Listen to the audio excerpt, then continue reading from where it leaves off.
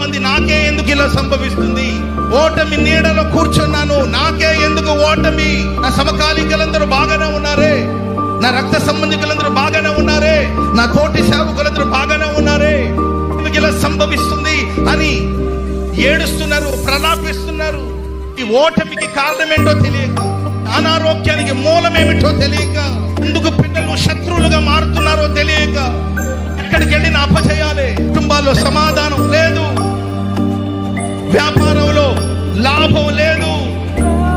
యేసు రక్తము చేత కడగబడిన వాడివే, వాక్యాన్ని చదువుతున్న వాడివే, దేవుని సన్నిధిలో నిలబడిన వాడివే, అయినా ఓటమి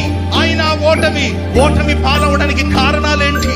శపితమైనవి, శాపగ్రస్తమైనవి మీలో ఉంది, మీ మధ్యలో ఉన్నది. నీవు లేచి ఆ శాపాన్ని తొలగించగలిగితే నేను మీతో ఉంటాను, మీకు విజయం.